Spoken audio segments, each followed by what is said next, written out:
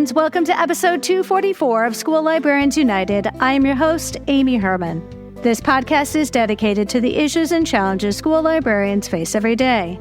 As a school librarian in my 17th year, I knew I wanted a podcast which addressed the nuts and bolts of running a successful library program. I don't claim to have the answers, but I hope that this is a platform to share resources and exchange ideas. Now is a perfect time to mention that all the ideas and opinions expressed in this podcast by myself, my interview guests, and listeners who reach out to the podcast are our own and do not reflect those of our school districts. When incorporating research, I always make sure to cite my sources.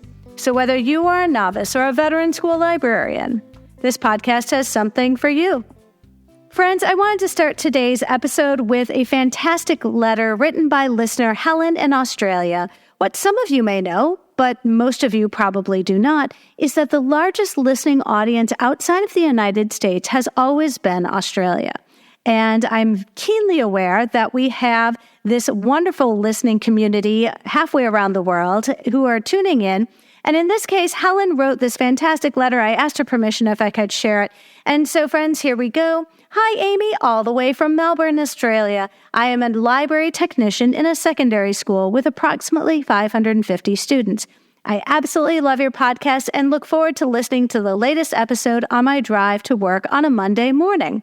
I really enjoy all your episodes, but particularly loved the Our Media Virtual Presence episode. It really resonated with me as I use Instagram to advocate for my school library extensively.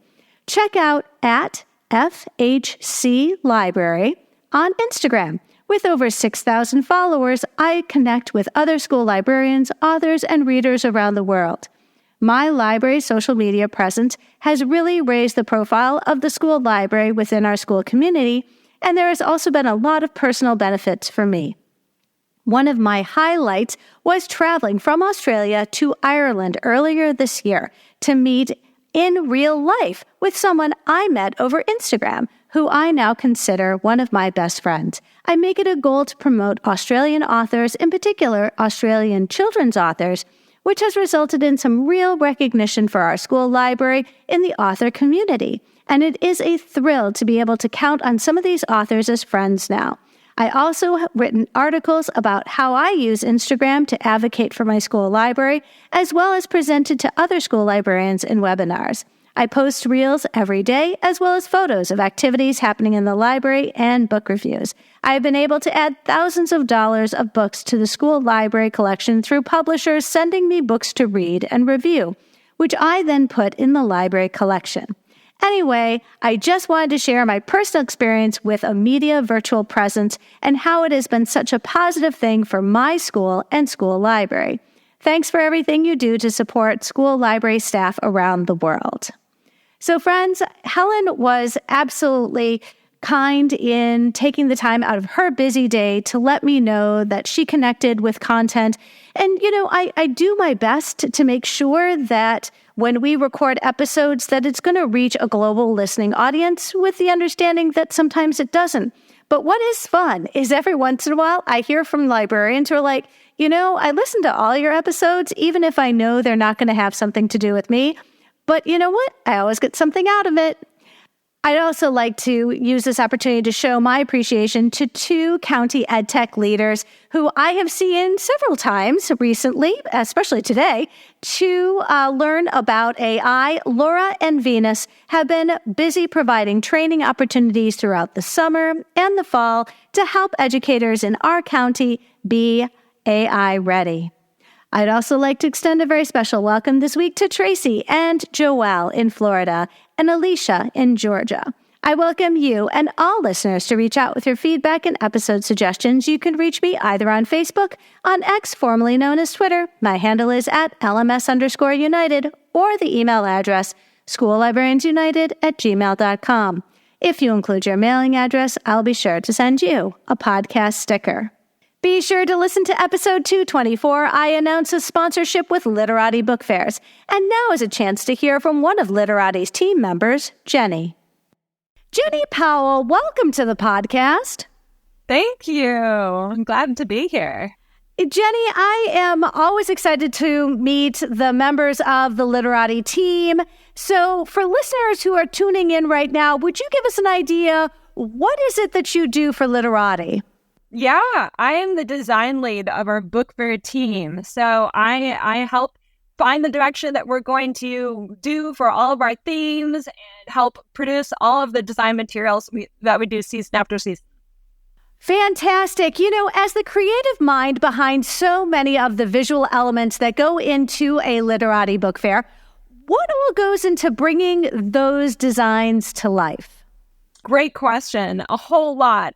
We start our creative work about a year out from our book fair's launch. We put a lot of thought into the themes that we choose, and this might involve personal research, polls within our company, and then also reaching out to kids to see what themes pique their interest the most. We want to choose something that boys and girls will resonate with, that gets them excited about their fair, and also gets them to want to read. Once we have a theme chosen, our team starts putting together a mood board, gathering reference illustration and typography, and brainstorming how to put our brand stamp on our theme. And we reach out to illustrators we admire who can help bring our brand ethos to life, and who are great partners in this project. We work with that illustrator on developing a toolkit of illustrations that we can use to build out all of the assets of our fair.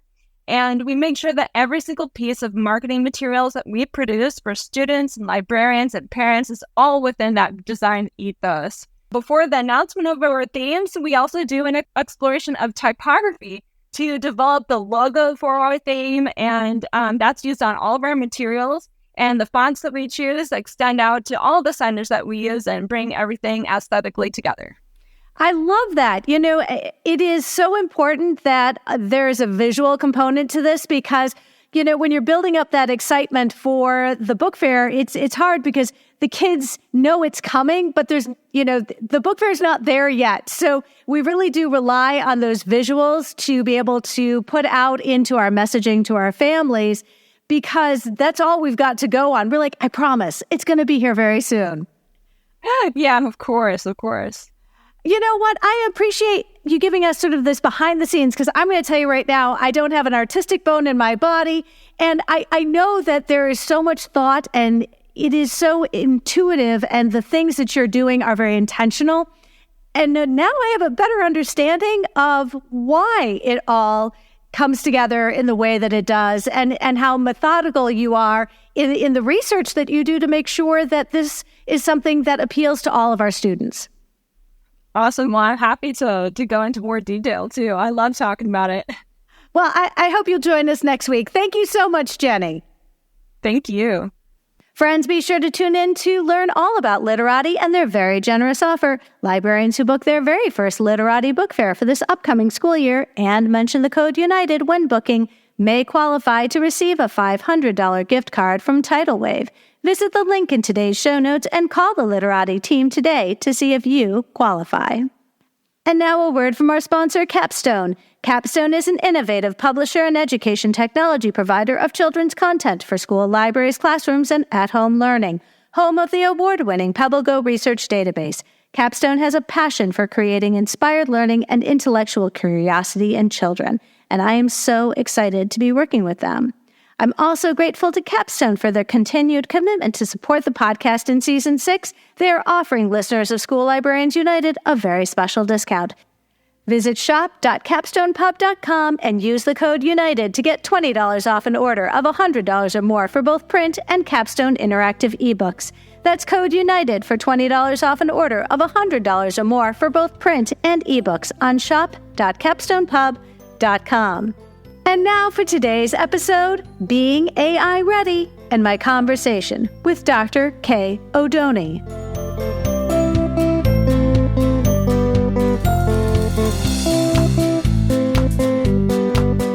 Dr. K. Oddone, welcome back to the podcast. Thank you so much for having me. I really appreciate it. Friends, I'm so grateful Kay is here. You and I recorded an episode with Madison Donnelly, episode 185, Creating Culture Change. And then you and I got to meet in person this past July in Rome. Yeah, it was so exciting. I was so pleased to meet you in person because, I mean, what are the odds? We live so far away from each other. We're on opposite sides of the planet. And it was funny because I think wasn't it March or April? I'm not sure. But we were talking about doing another episode. And friends, I'm just going to retell this. Dr. Oddone said, you know what? I'm a little busy right now. I'm getting ready for an important conference in July. And I said, how about we discuss this over a bottle of wine, my treat? And that's when we realized that we were both going to be in Rome. And, there was a lot of wine. They served wine at lunch. It was wonderful. I posted that on social media and I said, during the school year, this would be a fireable offense. Absolutely. They have a very different appreciation for wine and for dining well. And it was wonderful. It was such a lovely atmosphere as well. I mean, everyone was just relaxing over their meal and with each other. It was great. And the idea of an educator having a leisurely lunch, like that doesn't happen. I don't care where you are in your profession. I don't care how established you are or how important that downtime is. Lunch can be accomplished in about 7 minutes. But if you have 2 bottles of Chardonnay looking at you, it probably wasn't, I don't know what it was. It was just a wonderful white wine. And there was a 3-course meal. And by God, it was an hour-long lunch, and you were going to sit there, and you were going to talk to people, put your phone down, and engage with the other librarians who were at the conference. It was a part of the conference that I really will take away as being an amazing opportunity just to connect with librarians from around the world. Absolutely. It was so lovely. When you would sit down at the table, either you were joining people from all over the world or you'd see people approaching saying, oh, is this chair free? Be like, yes, where are you from? It was, whereas most conferences that I attend are more local. So, and having been in this field for quite a while, I kind of know a lot of people, or I know their faces, or this was so exciting. It was like, who am I going to meet at lunch today? It was the great equalizer. Like, you really got a sense that we were all sort of out of our element, and therefore you had permission. It felt a lot like freshman orientation. You had to sit down and just be open and available to the people at the table. And by the way, you're going to talk. You stop looking at your phone. And you know what? It was wonderful. And I had such an amazing experience. And the fact is that you and I had recorded an episode the summer prior. It really was just sort of like, I cannot believe this is all happening. Yeah. There were so many people that I'd seen their names and I was like, wow, I'm meeting you now in person. Exactly. In writing. Like you've seen them and like, oh, I've seen you on social media. I was like, oh, here you are in person. Friends, for listeners who've not heard Dr. Oddone's earlier episode, give us an idea of where in the world you happen to live and how you spend your day, because it's different. It really is different. I live in Brisbane, Queensland, Australia. So it's a coastal city and about midway up the southeast coast of Australia. And I am the course director for the Master of Education in Teacher Librarianship, which is the only course, sadly, at this point in Australia that is offered if you wish to become a teacher librarian in Australia. And so my university is actually a regional university located in Wagga Wagga, which is it's a great name, southern New South Wales, about 1,300 kilometres. I'm not sure, is that about 600 or 700 miles from Brisbane. So I work remotely. So I spend my days in front of the computer pretty much like this, having online meetings. And it's very different because I'm on my own in a room as opposed to being in a classroom surrounded by people and kids coming and going and other teachers. And so that takes a little bit of getting used to. But I'm fortunate. I feel really comfortable in this space. So I feel really connected with my colleagues and my students, even though I'm not actually seeing them face to face very regularly. I'm fascinated because I'm wondering, in the United States, if somebody wants to get their certificate in librarianship or they want to get a master's in library science, there is really they can get that degree from anywhere around the world, across the United States. The fact that you work at the university in Australia, which bestows this degree to teacher librarians, you're it, right? For Australian teacher librarians? Yeah, it's not a situation that I think is very healthy, and it wasn't always this way. We did have other universities offering the degree, and for the same reasons, I feel that school libraries and school librarian roles are being wrapped up and they're decreasing in number. The courses were, there was a decision that it wasn't necessarily a role that was as necessary, and therefore, I don't know what goes on in the decision making much higher up than me, but I feel like that was part of the mix. So in Australia, we have this really interesting situation, which is that we have a long history of teacher librarians who are teachers, qualified teachers, and then they go on and do an additional qualification in teacher librarianship. And our course is like a combination. So people say, I'm already a teacher, can I get credit for that teaching part and just do the library part? Our course actually looks at information management and librarianship through an educational lens. So we can't separate the two. Every subject is about being an educator who is working in the library and managing that space, managing the collection, but also teaching students, working with teachers to plan curriculum pedagogy. So in terms of people coming from other courses or qualifications from other places, the situation in schools is that in every state in Australia, apart from New South Wales, the role is not mandated. So we're really working hard, as was really evident in Rome. Across the world, the advocacy is really strong in our profession because it's needed, unfortunately. But it's up to the principal whether or not they hire someone to work in the library, and it's up to them what they want in terms of qualifications. Apart from New South Wales, which is, kind of leading the way in that respect, because they do mandate hiring a teacher librarian.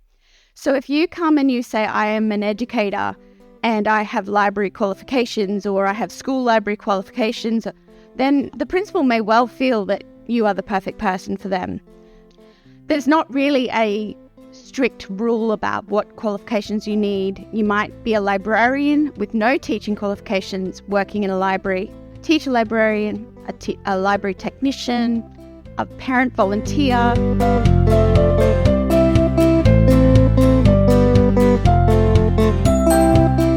I think we have that in common. But I will say consistently across the board, if I'm talking to somebody who works in a library in Australia, they are called teacher librarians. There's that uniformity. Would you agree? Yes and no. The role is most definitely teacher librarian, but if they are not a teacher, then generally they don't say they're a teacher librarian, because it's a little bit of a misnomer to say I'm a teacher when you're not qualified in that way. I mean, they often do a lot of teaching and do a great job. It's not about that, but it's just, yeah. Otherwise, though, if you're a teacher and you're working in the library, then yes, a lot of them call themselves teacher librarians. Got it. The inspiration for this episode is actually a workshop that you recently gave. And I'm going to be very selfish in just saying, when I saw that you had given a workshop, I was like, oh, would you mind just giving it to us? So friends, I am unabashedly presumptuous in that, Dr. Kay Oddone put all this work into creating this amazing workshop, and now we're going to benefit from her expertise. And the workshop resources are in the show notes. And so I'm so grateful. But tell us about the workshop that you gave and a little bit about the audience who was participating. Well, I've been really fortunate because I've been invited to speak with a number of different groups about this area. and generally they're teacher librarians, but sometimes just whole staff, because a lot of what I share relates to teacher librarians, school librarians, people working in the library, but also are things that are important, I believe, for all educators to be aware of. And so this particular presentation, I did talk fairly generally in the beginning about AI and generative AI and what I've observed and been able to read about in my position, because I acknowledge that teachers are in front of students.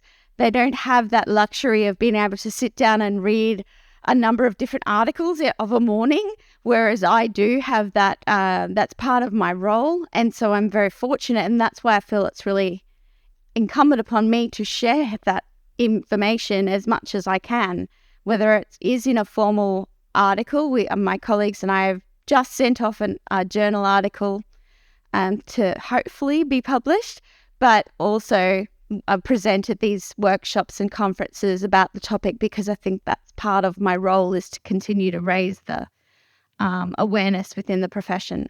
Can I ask, because you're in term 3, is that right now? Yes.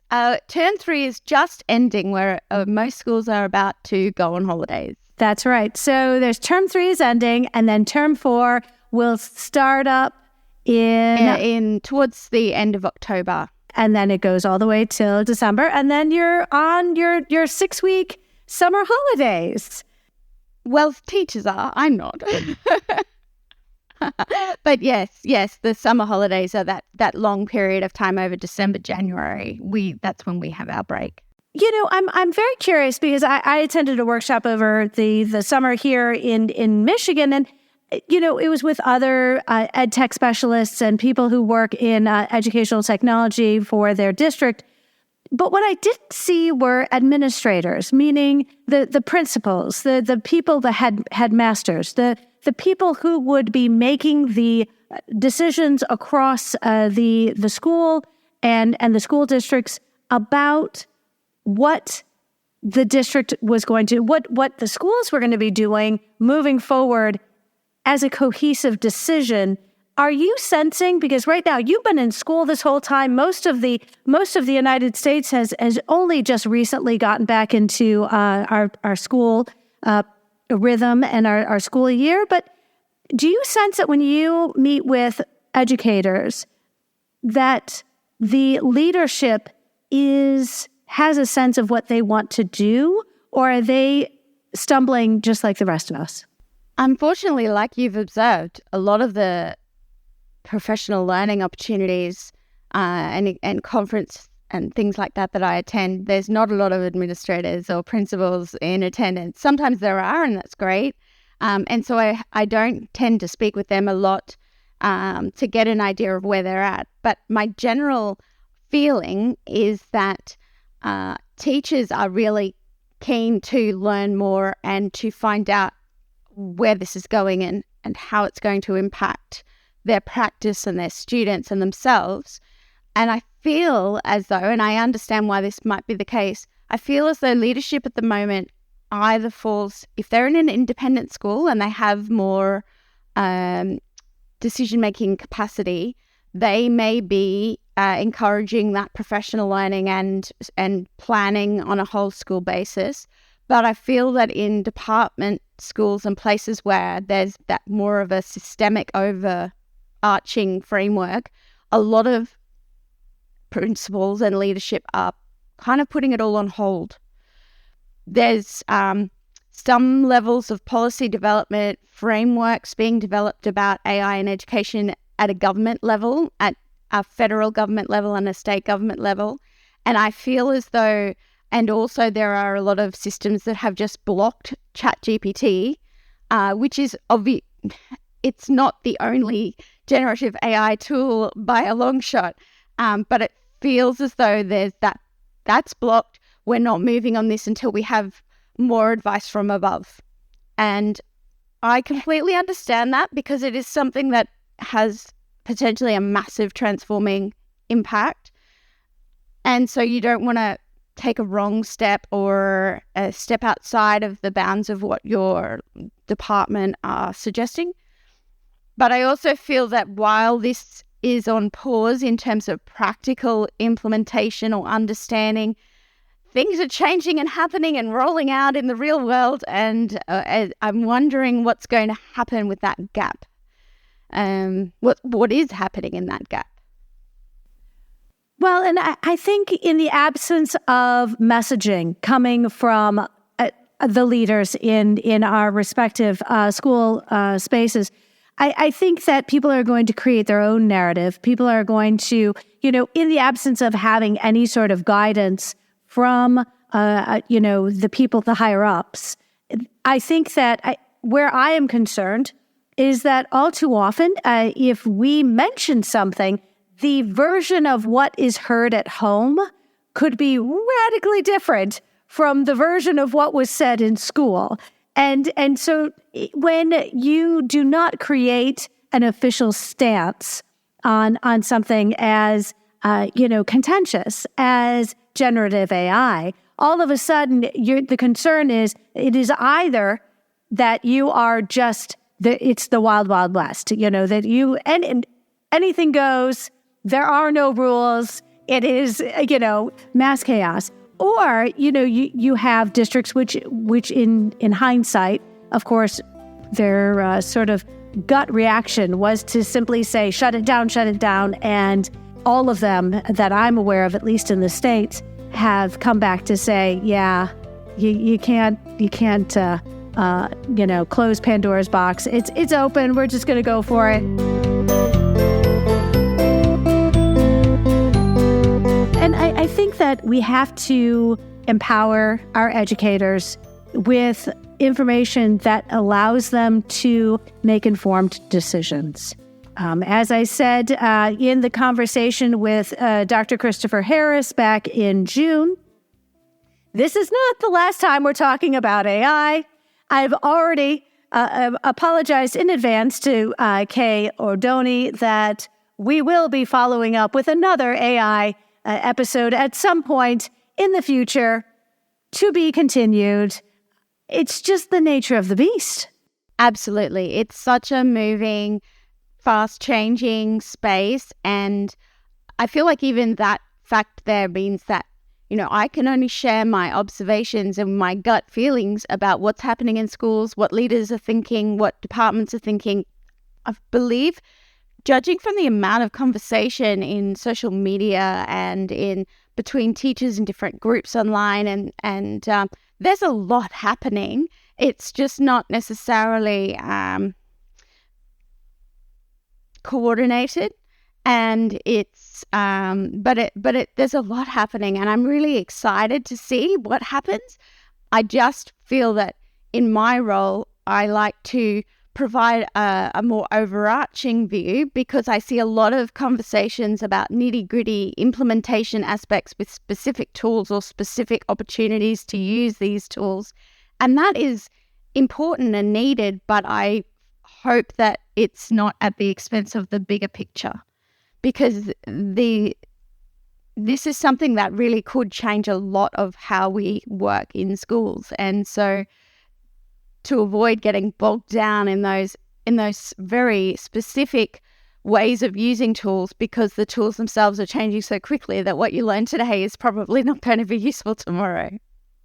Well, I know I'm not alone in saying, the fact is, throughout my career as an educator, as a classroom teacher, as a school librarian, but more so as a school librarian, I have found myself learning things 5 minutes ahead of my staff. I've been learning about things, and they they think I've known this all along. Oh, no. I just learned it yesterday. I'm not going to pretend, but if they want to believe, it's just that I'm going to be one step ahead of you, because 5 minutes ago, I made it important to me to know how to be able to understand and explain something to a larger group of people. And I think that school librarians have espoused that role and said, you know what, even if it's just 5 minutes ahead, I'm just going to know a little bit more than other people in the room. And for a lot of my colleagues, that's enough because you demonstrate that commitment. I know that during the immediate months in 2020 with the pandemic, that was sort of that silver lining because school librarians were customarily learning things in advance of their staff. And as soon as all those new challenges arose, we found ourselves in demand as somebody who, and it's not like we had taught remotely before. We just figured it out on behalf of my buildings, on behalf of the staffs that you have supported with your trainings. So I think we just do that. That's just something that we have taken on as a professional responsibility. It's a really great opportunity for school librarians, teacher librarians to once again step up and show the contributions and the value that they contribute to the community because of those capacities like you just outlined. And I think it's also great evidence and advertising almost of this is what you can do when you do have information literacy skills. When you do have digital literacy skills, you can search effectively. You can find answers and synthesize information, very quickly. And that's basically, I feel like, what we're doing. We are applying our superpowers to this area and are developing these understandings even further enhanced by the fact that we have this overarching view of the school. We're not connected to a specific year level or a specific grade. We connect with parents, with school leaders, with every student, with every teacher, ideally. And so that combined with the information literacy, digital literacy skills means that we're in this really fantastic position to take that leading role. Absolutely. Friends, if you take a look at Dr. Oddone's presentation, you'll notice it's been broken down. There's 4 sections: an introduction to AI, preparing our staff to be AI ready, teaching about AI, and then teaching with AI. And I was absolutely I've been going through all of the materials that you shared. It's really, friends, you're going to want to make sure you take some time. But, this makes a great deal of sense. When you gave this presentation, was it over an extended period of time? Was this a keynote? I'm just curious because it was a lot to take in. And if I had been sort of taking this in live in real time, I would have just sat there gobsmacked. Yeah, it's a lot to take in. And I would have been happy to talk about it with the people at the workshop all day and work with them. But I had an hour and a half. I was meant to speak for an hour and then have half an hour of small group discussion and questions. By the time I reached the end of the hour, I said, I've still got all these slides to go. Do you want me to keep going? I'm happy for us to stop now and talk about what we've already covered. And everyone said, keep going. So that's what I did. Acknowledging that, yes, it's a lot.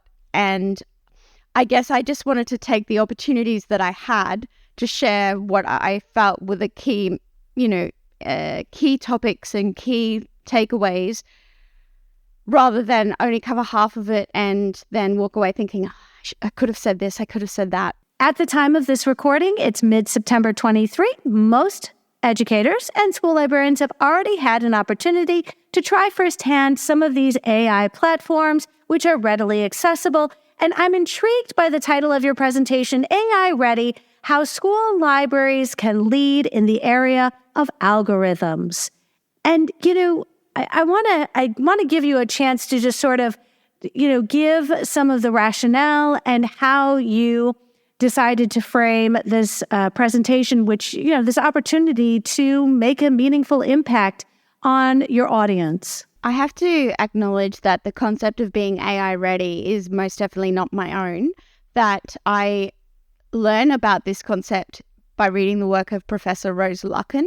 She's published a number of articles and books, and I will send you through the links so that listeners can access those.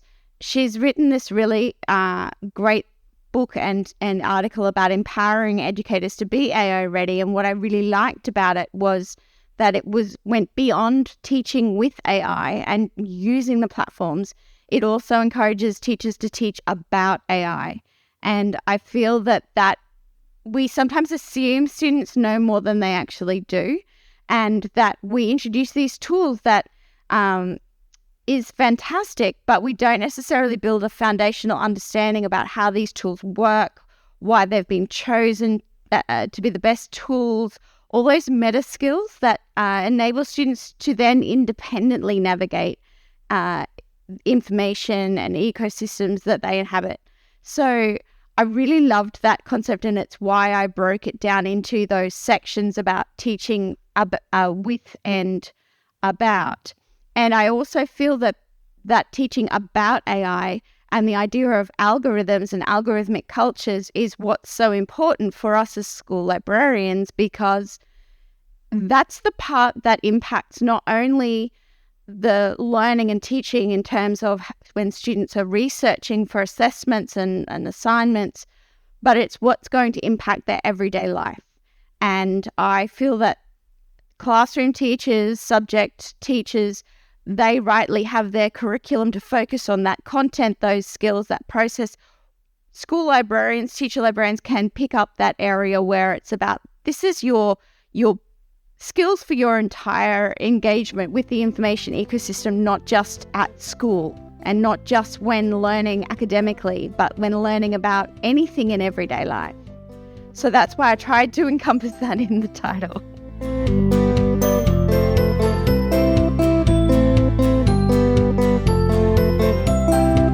I love the concepts that were shared on the slides, especially about algorithmic literacy. And I love this concept because I think so much of this immediately makes a great deal of sense. I appreciate that it falls under the larger category of digital literacy, but it's so important to both teachers and students to understand that there are limitations, there are advisories, there are ethical implications to when it comes to using AI. And I'm just going to say, in preparing for this conversation, I was immediately reminded of the first time that algorithms found their way into my life. And I was both, confused, but it was very sort of like jaw-dropping the first time I realized that Amazon was trying to think for me. I think if anybody's on TikTok, you know that if you stare at something too long at TikTok, you have now ruined your algorithm. I've even heard people say, I'm not even going to look at that because if I do, it's going to spoil my algorithm. But friends, this is work related. Amateur mistake I made my first year as a librarian. So this would have been like 2007, 2008. And one of my colleagues came to me, one of my teachers said, you know what, Amy, I have a need for books to help kids whose families are going through divorce. Could you help me out? And being that go-getter, I'm like, you know what? I'm going to take care of this. And I've got a budget, but you know what? I've got an Amazon account, and I'm just going to buy a whole bunch of books on how to help kids when mommy and daddy are getting a divorce. And what I neglected to do was share that decision with my husband. And I got to tell you, it was interesting getting that text that day. And my husband, all it said was, do we need to talk? Oh, no. And I was teaching, and I was like, oh, no. But then, that mistake stayed with us because Amazon would not let me forget the decision I had made to buy something for work on my personal account, because all those books kept on coming up for months. And yes, I just had to share that was a library example, and it was very real, and I still remember it. Oh, absolutely. Absolutely. The algorithms are incredibly mind-blowingly clever, but they don't necessarily, they're not human. They don't understand the nuances, the shades of gray, the differences between everyday life and work. There's absolutely no way, at this point at least, and I think thankfully that they can know, and so we're going to have those sorts of things happen at the moment. Well, and right away, this issue of bias, and you had a very compelling image, and I'm sure that if I had been sitting in the audience watching this presentation of yours, I would have gotten more context. But, you had a very compelling image on a slide to prove the bias of algorithms in AI. And would you just share with listeners, if we had been members of your audience, what you would have had on the screen and what explanation you gave? How did you set us up to explain bias in the algorithm? Because this is something our students, they know that there's algorithms, they don't know their bias. Yeah, absolutely. I think that we're fortunate in some respects because librarians do have a very stereotypical image in popular culture. So the idea of when you put in a Google image search of librarian, you will probably be bamboozled with the youngish lady with the bun and the dark glasses, and yes, peering over the glasses, surrounded by books. It's all that sort of traditional imagery, and I don't know if librarians ever really looked like that. But when I was wanting to demonstrate, I thought, well, I'm going to put something in that really is relevant to this presentation. I put in the prompt in Midjourney, librarian as educational leader. That's what I put in. And the result was this older lady with the glasses, the bun, surrounded by books. Very retro-looking image, because I went back and double-checked, and that was my exact prompt. And I think that what we need to remind students is that whether it's imagery, whether it's text that's being generated, anything that's being generated, these platforms have been trained on what is freely available out there online. So a lot of that is very stereotypical, very presented from a very particular perspective. Who has been uploading these images? Who has had control over stock photo, production? It generally comes from the US at a lot of times, and it generally comes from a very stereotypical point of view. And that's what they're trained on, and they can elaborate to some extent, but like we just mentioned, they're not human. They're tools, they're pattern matching, they're creating these responses based on algorithms, and therefore what they've learned is what they reproduce. And so what they've learned of the stereotypes, what they reproduce are the biases and those things. So it is really interesting. If you look up doctor and nurse, they're usually traditional gender roles. That's what AI has learned. That's what gets spat back out. It will improve. I have no doubt it will improve, because obviously the designers of these platforms are very aware of this and are working to make the responses less biased, less predictable, if it's in their favor commercially to do so, because they still want to make money at the end of the day. This is potentially something that reflects my lack of technological knowledge, and I'm a lecturer in teacher librarianship. I'm not a computer guru. Is that if a lot of material gets published online that has already been generated by these tools, and then the tools learn from what has been generated, are we going to create this hideous feedback loop where things just get worse and worse? I'm hoping not. I'm thinking that eventually they will have plans in place to avoid that.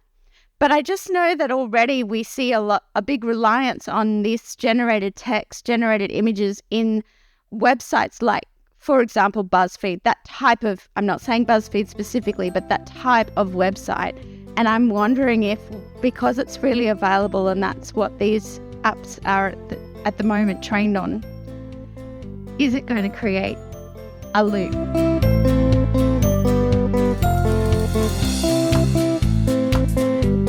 Absolutely. I mean, I think we have to the source material. And I will say I have heard, but it's obviously very early in the stages. But many of these companies that own these, especially like social media platforms, want to limit the ability for these AI platforms to be able to scrape their data, which is publicly accessible.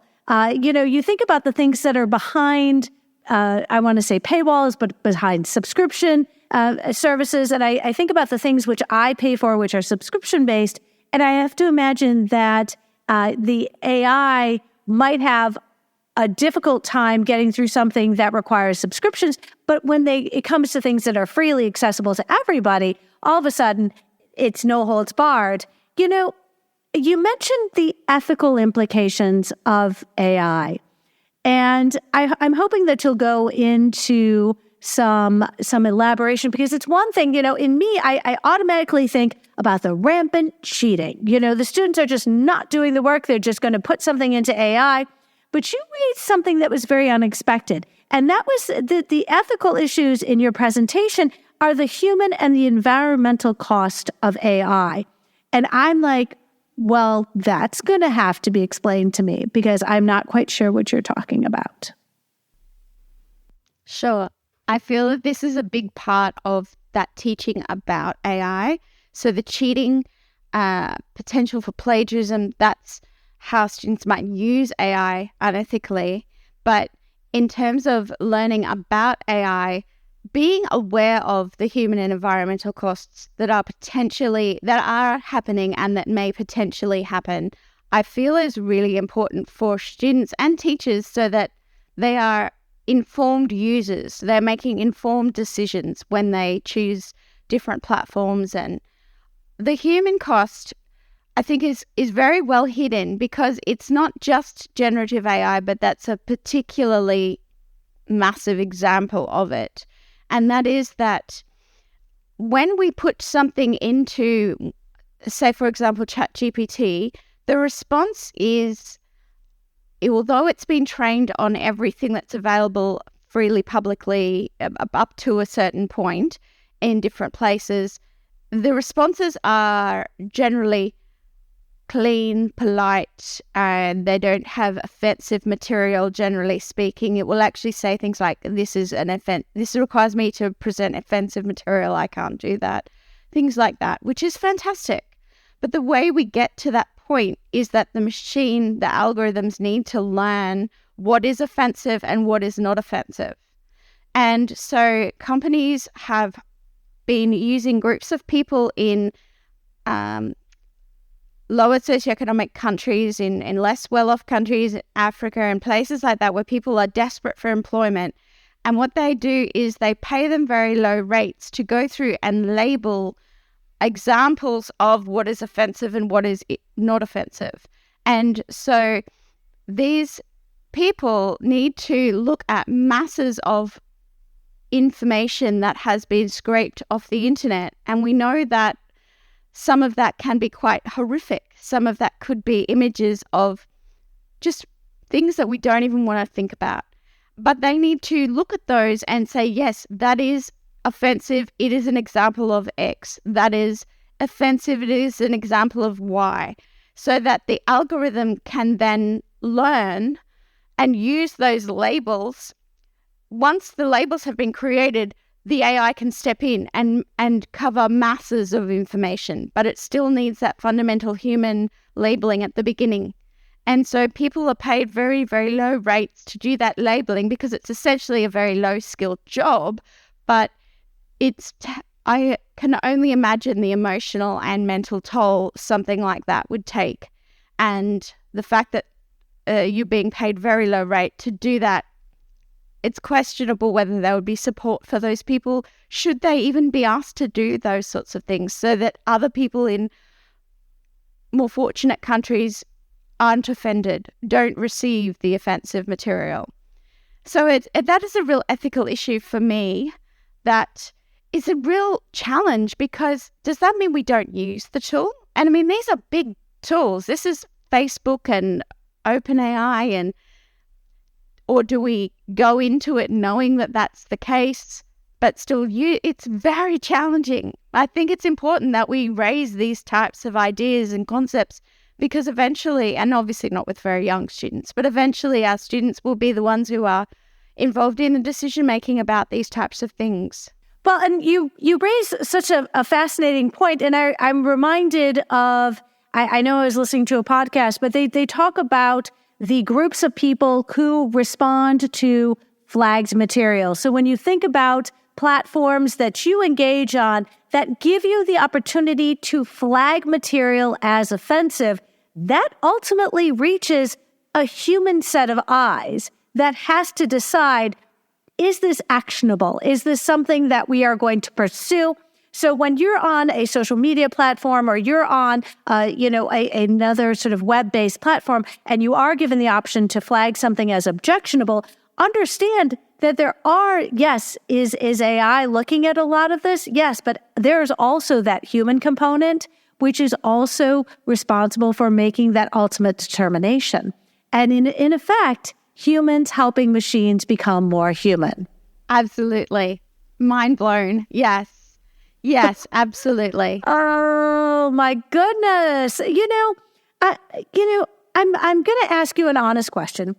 Do you think that in today's day and age that the users of the internet are concerned about data privacy? In other words, I feel I'm not alone in being aware of the importance of data privacy. However, I'm also not prepared to make the sacrifice to change my current online behaviors because it might jeopardize my personal data.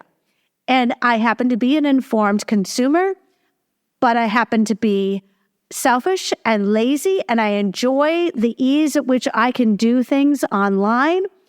I just am not, I don't have a fear of something going as wrong as I know it could go. Obviously, I can only share my personal opinion and response, but I believe what you feel is very typical. And it is our personal data is so valuable to businesses. And so they design their platforms to keep us beholden to them in those ways so that we feel though it's not worth the sacrifice to minimize what we share. We're getting more out of it than what we're putting in, is how it's presented and how it feels, whether or not that's the case or not. And I feel it does take a lot of effort and is sometimes impossible to resist and keep our data private. I think what is most important is we need to find a balance. And part of that is being aware, like you said, being an informed user of what we're giving and whether there is data that we want to keep private, can keep private, when and where we make those decisions. So we're not just blindly going in, giving up everything. We're choosing to the extent that we can.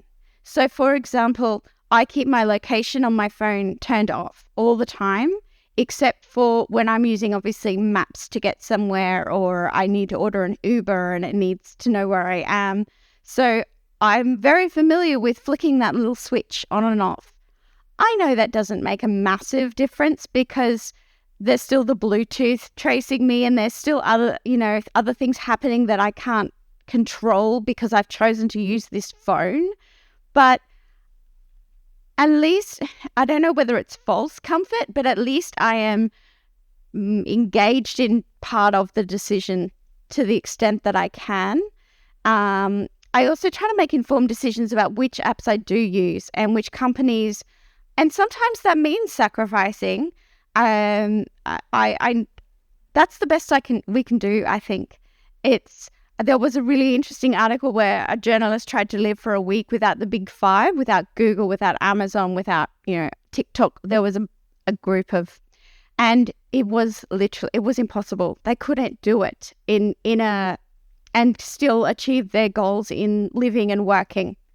Not just little goals, but living goals. It's the society that's being designed, and to some extent we can't control it, but we also, I believe we also shouldn't just give in and let it all just wash over us.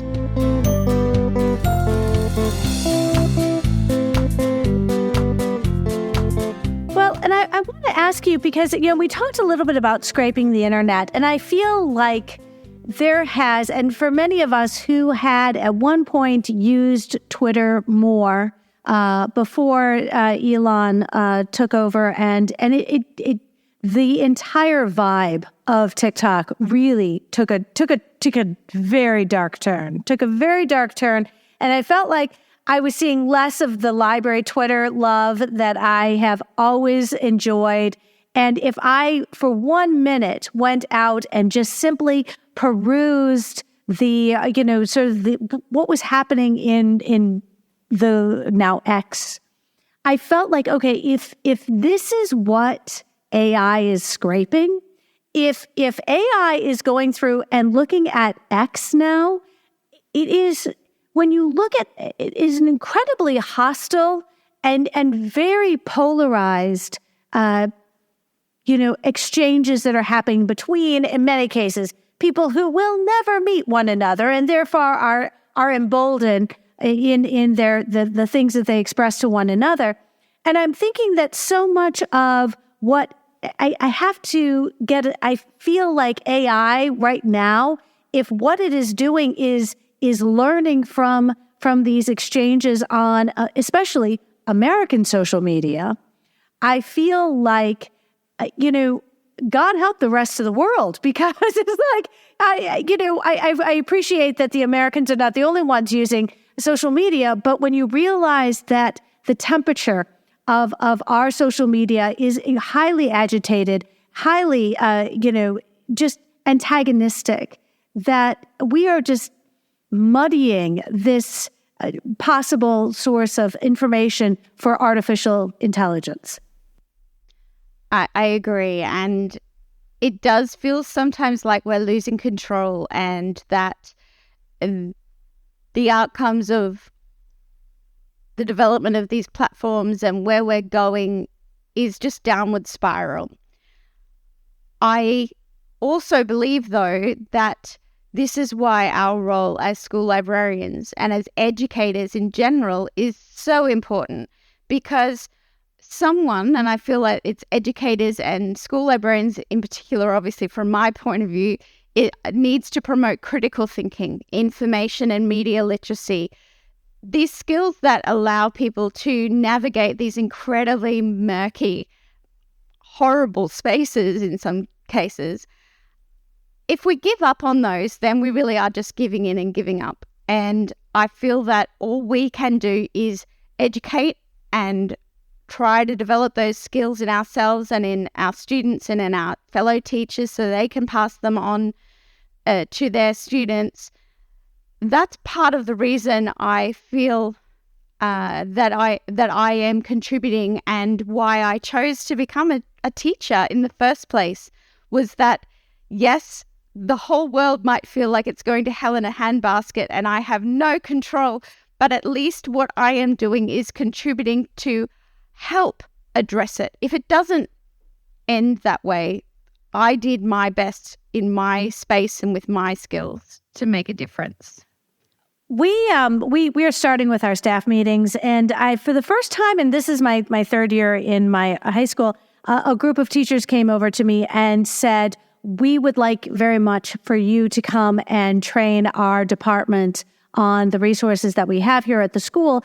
And I did not ask, but I sensed that they recognize if our students' alternative to doing the work is going to AI and having AI do the work, that if somebody like a librarian could step in and provide the hand-holding that would support using the databases and demonstrate that research isn't some nebulous, unobtainable goal. This is a very, reasonable expectation of the students that we're, and who better to sense that than a school librarian who's going to be able to customize that instruction for the age group that they're working with.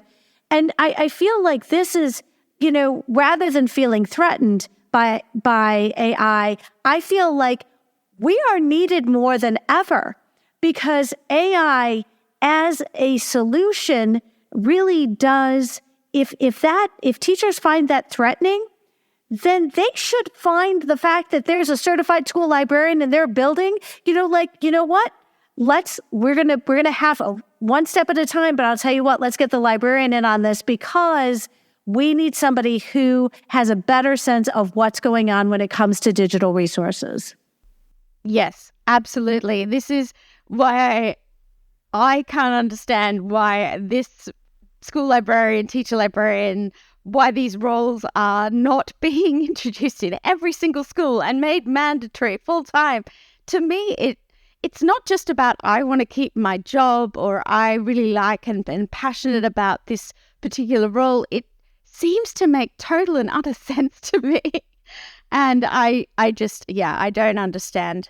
But I think for those schools that are fortunate enough to have that person on their staff, then by all means, that's what they've trained to learn about, to do and to support you with. So take advantage of it.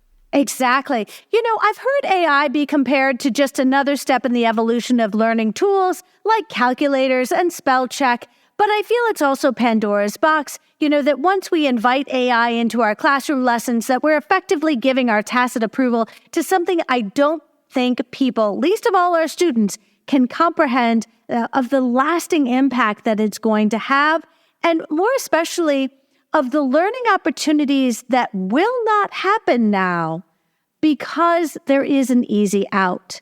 And we talk about fostering opportunities for building grit in our students. Our students should learn how to safely struggle through something so that they can learn as they grow, that they can take on increasingly bigger and bigger challenges.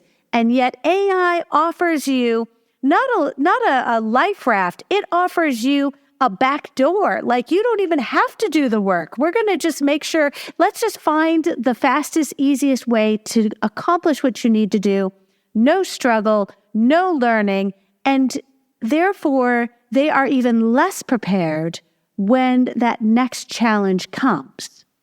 Essentially, the brain acts like a muscle in that the more we use it, the more we build those connections in our brain, the more effectively it operates. And I don't know a lot about the human body, but I know that my muscles, my arm muscles, my leg muscles, they're really weak because I spend so much time sitting in front of this computer and not exercising, not lifting weights, not putting it through that stress and strain that it's needed to build those muscles.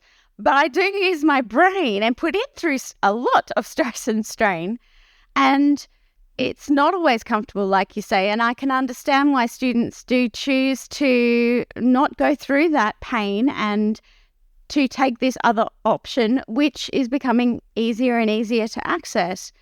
I feel that as educators, and I know that it is easy for me to say sitting here not actually in the classroom, but as educators, it is up to us to look at the tasks that we're asking students to do and try and develop ways that mean they need to respond using those brain muscles, designing the task so that it cannot be responded to as easily as popping something in ChatGPT and pasting what comes out.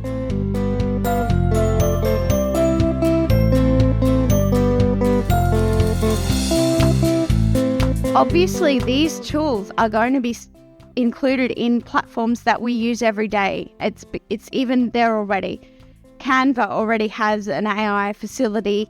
Google Suite, Microsoft Office. It's not going to be something that we can ban or lock down from students. And therefore, I think we need to be looking at and understanding how we can combine the use of these tools with the other skills and strategies that students need to have by designing whole new approaches to learning and teaching, whole new ways to assess what they understand. That's why I feel that this tool, this development in technology is so much more than just a new calculator or a new Wikipedia issue, a new spell checker issue, because it actually has the capacity to challenge the entire way that we do things. And I believe that while it's going to be really hard and take a long time, if we don't start addressing and redesigning how we do things, then we are going to end up in that situation where students have the brain that's really weak and floppy and doesn't isn't used to activity, because we're not going to be offering them opportunities to exercise it.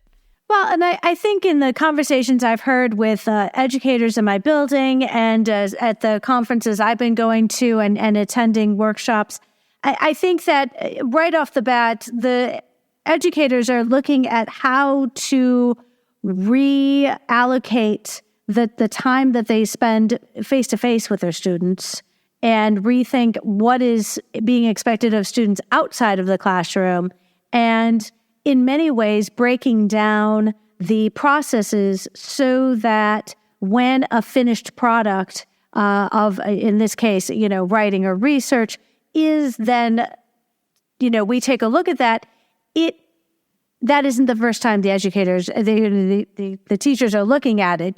This is if you break something down into its, the components, then all of a sudden you realize, and the students do, that what happens in the classroom is going to take on an even greater importance. Because if you simply say, hey, bring this in tomorrow, and, that's a done deal, you're like, oh, no, that's not good. You can't. Librarians have always been critical of the quality of the resources our students are finding on the internet. We do. And whenever I teach my students about strategies of research, I always do some of those very preliminary sort of Google searches that they do. And I tear apart those first couple, hits that come through. And we just talk about why this is a terrible resource and why this is a terrible resource. And, it's kind of fun. But we create these acronyms to help our students remind ways to evaluate web resources. Some of them that come to mind, I know with IB, we use, at least in my school, the OPCVL.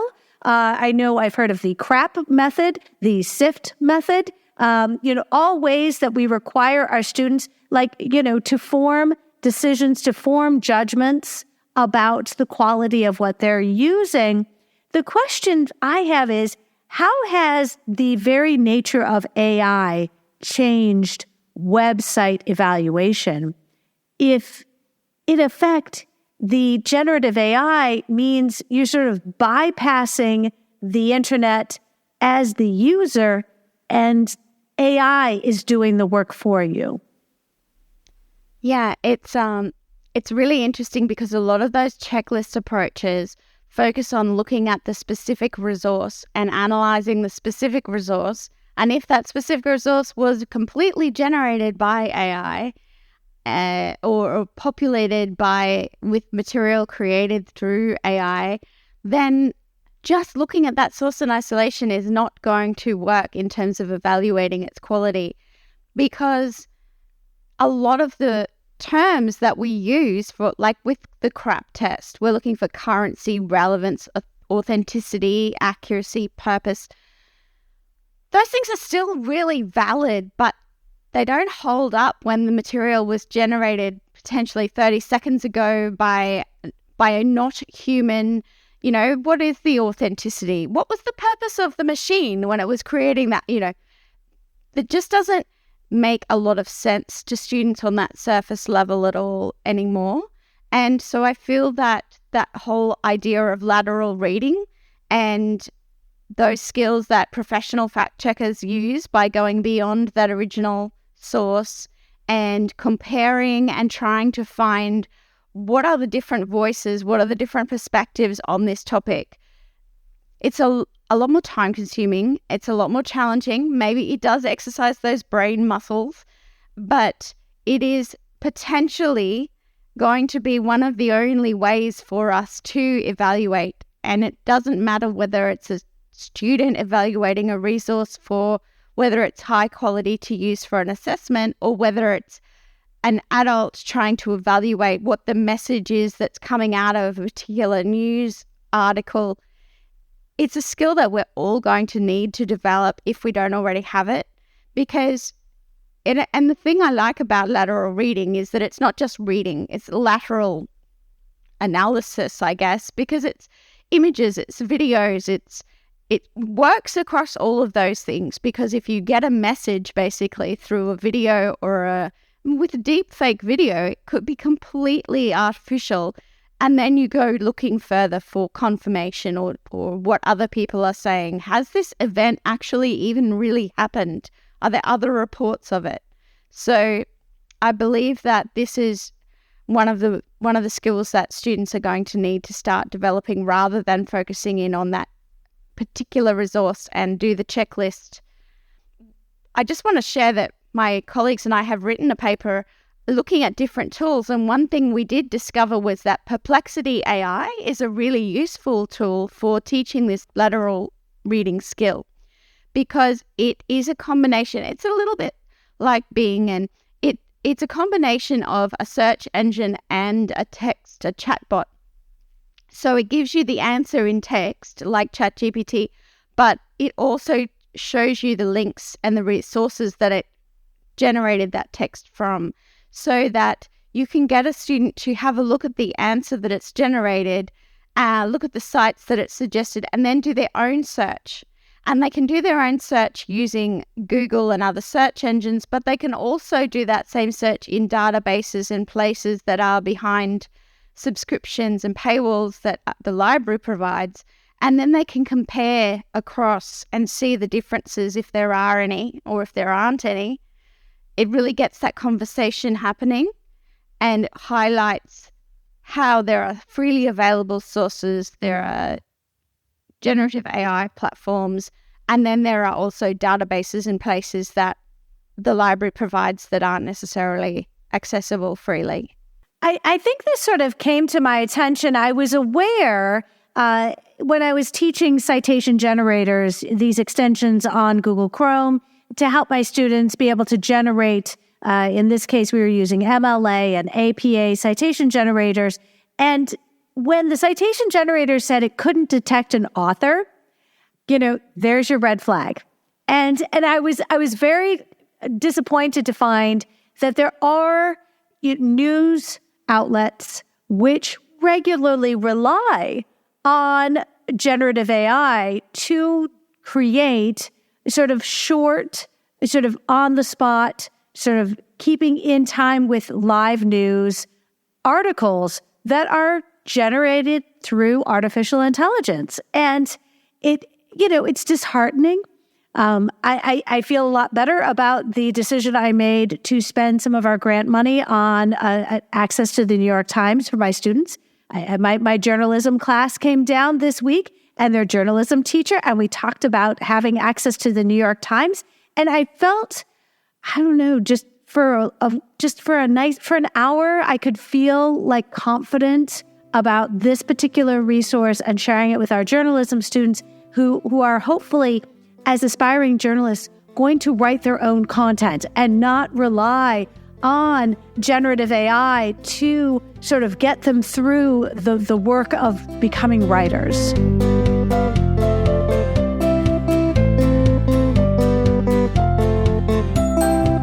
I feel that what you're saying is so exemplary of what school libraries can offer.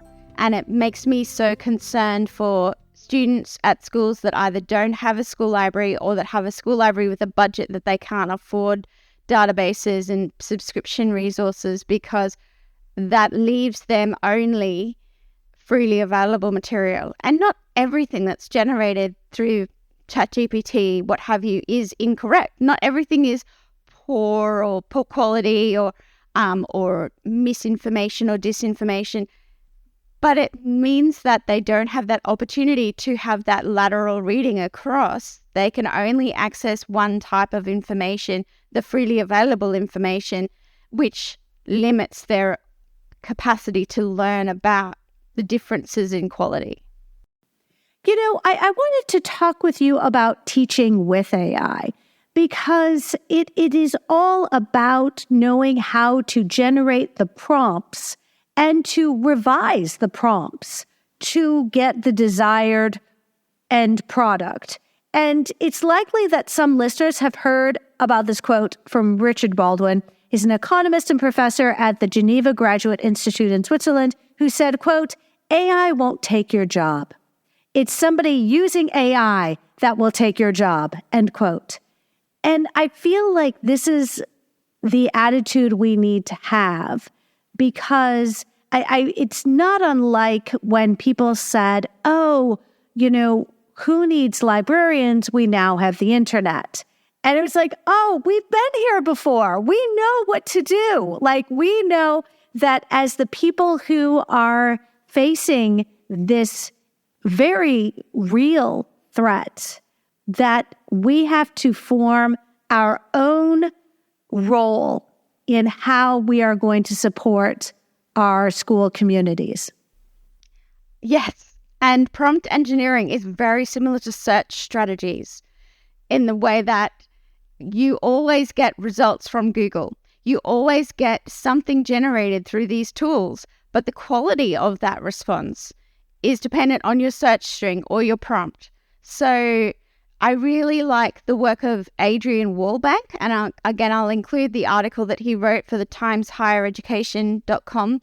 He has this prompt design strategy called Tap and Taste, and it highlights, the reason I like it so much is because it highlights not just prompt design, but the refinement that happens after the prompt has been entered in. And so it looks at constructing the prompt and the things that you need in terms of precision and being concise and detailed, and the parameters. So I want it to be this length or this format or this style.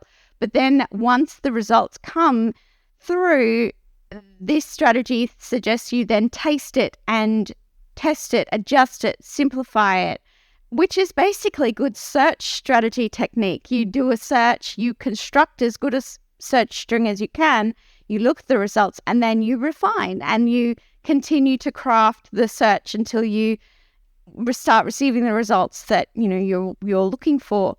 And so I know that so many students copy the whole task into Google, please write an essay about X, and copy that in and then copy and paste whatever comes up first. I know that they do that. I know that it's human nature to take these shortcuts. But again, I think it's the concepts behind that are the most important. That idea that the better the prompt and the more time we spend refining the prompt, the better the result we will get.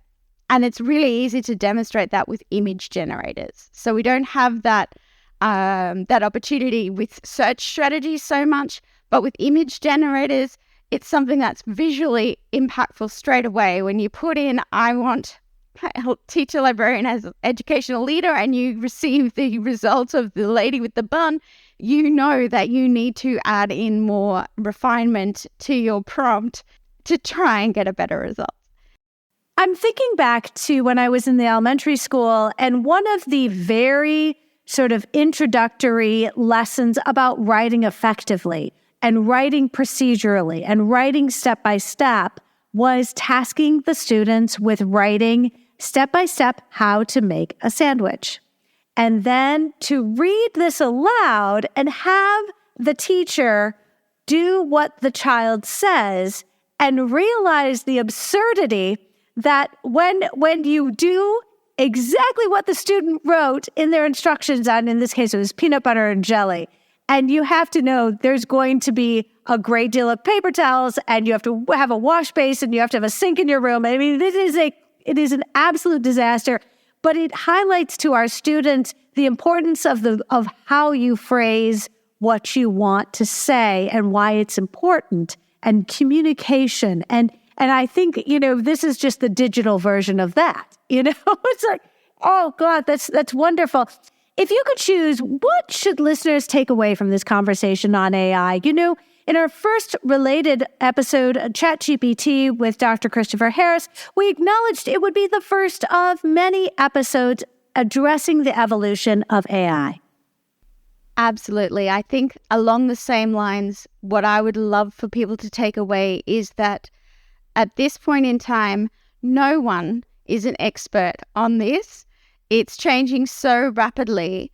And with our knowledge and understanding of information literacy, digital literacy, media literacy, school librarians are just as, if not more, prepared to take a role in this area. So it's going to keep changing. No one is going to have a silver bullet answer. But I believe that just being aware that even among academics and developers, those people who are leading it, OpenAI, and they don't know where it's all going in the end. There's really clear evidence of that. So I think understanding that school librarians have a lot of knowledge and expertise already in this area because of the role that they play. It's not necessarily related directly to artificial intelligence, but the fact that they have these capacities means that it's really important that they don't underestimate or undersell themselves or switch off from it and hope that somebody else looks after it. Because what we can contribute to discussions and decisions and developments at school is really valuable. As long as we acknowledge that we're all learners and that the learning is going to go on and probably go on and on and on, that's the most important thing.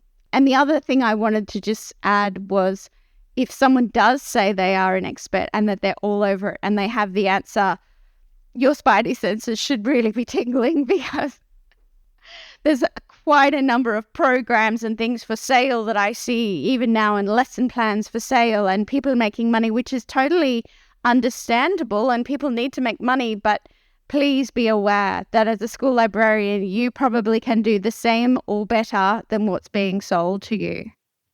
Dr. K. Oddone, my goodness, I have been looking forward to this conversation. I knew that we had another episode coming, and when I saw you in Rome, I just knew we were going to sit down and have a chance to catch up. You are an absolute joy. I am so grateful. Would you, I love following you on social media. I know listeners might want to reach out to you. How can listeners find you? I know it would be really helpful for any of us wanting to sort of just continue learning from you every day. Thank you so much. I really enjoy discussing this topic and chatting with you every time. It's so much fun. And I always learn so much too. Social media is really tricky at the moment. I always used to say, find me on Twitter. And I was always on Twitter. I'm still there, but I'm not there as much. I would suggest my blog, my website, Linking Learning. And also I am a lot more on LinkedIn at this point in time. I am the only K. Oddone in Australia, and I think potentially the world. So if you put in my name in Google, I'll be there. I am so grateful that we were able to share this time together. Thank you for letting me press record. I know you work terribly hard to educate the teacher librarians of Australia, and today the rest of the world gets to enjoy your expertise. Dr. Oddone, thank you so much for joining us today. Thank you. I've loved every minute.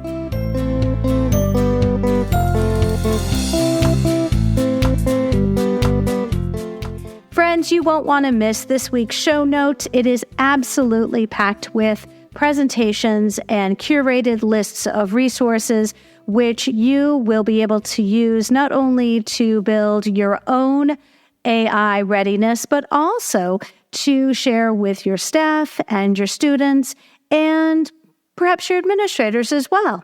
If you found this episode helpful, please share it out with your team, your PLN, and on social media. Be sure to follow on your favorite podcatcher so you'll never miss an episode. And if you really like listening today, consider leaving a review wherever you listen to podcasts. Reviews help others find us. One last friendly reminder, friends, use the code UNITED to take advantage of Capstone's generous $20 discount off an order of $100 or more. And listeners who book their very first Literati Book Fair for this upcoming school year and mention the code UNITED when booking may qualify to receive a $500 gift card to Titlewave. Visit the link in today's show notes and call the Literati team to see if you qualify. Next week begins the start of this fall's conference season. I will be traveling, and it is likely that the upcoming episodes will reflect this change in schedule. What I can guarantee is that the next few episodes will be showcasing the voices of school librarians from all over the country. I hope you will tune in.